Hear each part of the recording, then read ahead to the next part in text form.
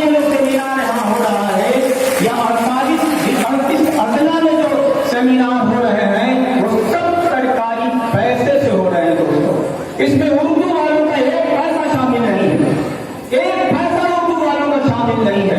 इस तरह से जो कहा जाए कि आप उर्दू का परचम, उर्दू का झंडा सरकार ने अपने हाथों में ले लिया है। और आप जानते हैं कि आज सरकार किसकी चल रही है इस स्टेट में, इस रियासत में, और कौन सरकार मुखलिस है। यहाँ दानिश्वरा में ये मुअद्दब बैठे हुए हैं, तमाम तलबा बैठे हुए हैं, असातिज़ा बैठे हुए हैं, उन्हें मज़ीद तफसील बताने की जरूरत नहीं है।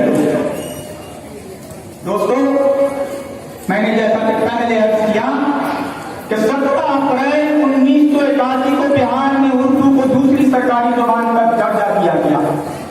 आप जानते हैं कि इसके लिए मुसलसल 30 वर्षों तक इसके लिए स्ट्रगल किया गया, जिद्दोजहद की गई और संघर्ष किया गया। दोस्तों, 51 में तहरीक चलाई गई थी उर्दू को दूसरी सरकारी जुबान देने के लिए बिहार में, मुत्तहदा बिहार में, यूनाइटेड बिहार में।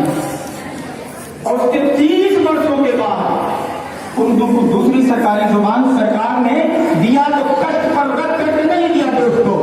इसके लिए 30 साल तक जिद्दोजहद की है हमारे अकाबिर ने, हमारे बड़ों ने, और उनमें सबसे नुमाया नाम अलहाज गुलाम सरवर, प्रोफेसर अब्दुल मोगनी, मौलाना बेताब सिद्दीकी, रामायण सिंह, कल्याण कुमार पोद्दार, शाह मुश्ताक अहमद, कॉमरेड तकी रहीम, कॉमरेड हबीबुर रहमान, और इस जैसे अब्दुल कय्यूम अंसारी, इस तरह के बेशुमार अकाबिर हमारे आगे आए।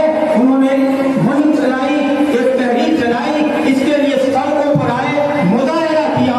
उसके बाद हुकूमत को ये लगा कि उर्दू को अब इसका जायज मकाम देना चाहिए, तो उसने लैंग्वेज एक्ट में तरमीम की और पहली मरतबा 17 अप्रैल को उर्दू को दूसरी सरकारी जुबान बनाकर उर्दू को रोजगार से जोड़ दिया।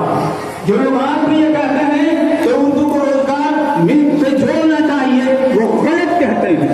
उर्दू तो रोजगार से 17 अप्रैल को जुट चुकी दोस्तों, और हमने उसमें क्या किरदार अदा किया ये भी आपने देखा कि 30 वर्षों तक हमने लड़ाई लड़ी। लेकिन दोस्तों, ये बात भी हकीकत है कि आज जो काम हमें करना चाहिए वो काम सरकार कर रही है। पहले जो लड़ाई लड़ी गई, उर्दू वालों ने अपने जेब से पैसा